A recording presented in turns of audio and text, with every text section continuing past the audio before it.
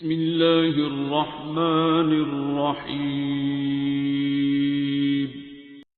حدیث ہے، امام فرماتے ہیں کہ ایمان کے ارکان کتنے ہیں۔ اور ہم سب ایمان والے ہیں، قرآن بھی کئی جگہ کہہ رہا ہے یا ایھا الذین آمنوا، اے وہ لوگ جو ایمان لے کر آئے۔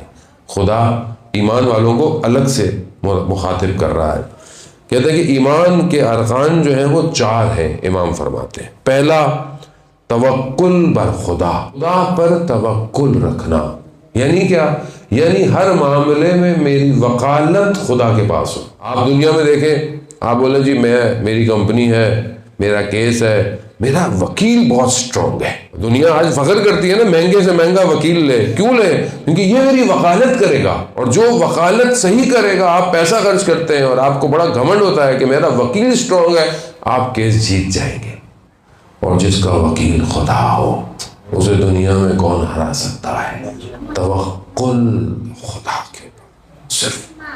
ہاں، اب آپ یہ نہ بولیں کہ مطلب میں خدا پہ توکل کروں تو میں نہ کام کروں، نہ نکلوں، نہ گھر سے نکلوں۔ نہ، اسباب جو دنیا کے ہیں آپ اس پہ اپنا کام کریں، محنت کریں، پڑھائی کریں، ایجوکیشن حاصل کریں، آپ جو کام کرتے ہیں، بزنس کرتے ہیں، جاب کرتے ہیں، آپ محنت کریں، لیکن اس کے بعد آپ کی ڈپینڈنسی صرف اور صرف خدا کے اوپر ہو۔ جب آپ خدا کے اوپر ڈیپینڈ ہوں گے، خدا خود آپ کے لیے اسباب پیدا کرتا ہے۔ آپ اپنی زندگی میں خود اس کو پریکٹیکل دیکھ سکتے ہیں۔ دوسری جو رکن ہے ایمان کا، وہ رضا بقضائے خدا، یعنی خدا نے جو آپ کی تقدیر پہ لکھ لیا ہے اس پہ راضی ہو جائے۔ خود ایک اور حدیث ہے امام کی، امام فرماتے ہیں کہ پروردگار یہ کہتا ہے کہ اگر تم میرے کم دیے ہوئے پر راضی ہو جاؤ تو میں تمہارے کم عمل کو قبول کر لوں گا۔ اگر جو خدا نے دیا ہے میں کہوں خدا تیرا شکر ہے جو تو نے مجھے دیا، میں راضی ہوں، تو خدا کہتا ہے کہ میں تمہارا کم عمل بھی قبول کر دوں گا۔ خدا نے انسان میں جو ہے وہ بہرحال انسان کو رضایت ہونی چاہیے، راضی ہوں۔ انسان کی زندگی میں شارٹ کمنگز ہیں، مشکلات ہیں، لیکن جب خدا کو پکارے تو پہلے اسے جو دیا ہوا اس کا شکر کرے۔ یہ آپ اللہ تو نے دیا مجھے، یہ دیا تو نے، یہ دیا مجھے، یہ اتنا دیا، پروردگار تھوڑا سا ہی تو رہ گیا ہے، یہ بھی دے دے۔ اتنا کچھ دیا ہے، تیرے خزانوں میں کہاں کسی چیز کی کمی ہے پروردگار۔ خوب یہ طریقہ آپ دیکھیں نا، بعض بچے بڑے سمارٹ ہوتے ہیں، پہلے آگے پیچھے گھومیں گے، یوں کریں گے، یہ کام وہ کام، آپ کو پتہ چل جاتا ہے کہ آج کوئی ڈیمانڈ آنے والی ہے، تو کوئی نہ کوئی چیز جو ہے وہ بچہ بھی جانتا ہے کتنا اسمارٹ ہے۔ ہم بھی بچے بن جائیں خدا کی بارگاہ میں۔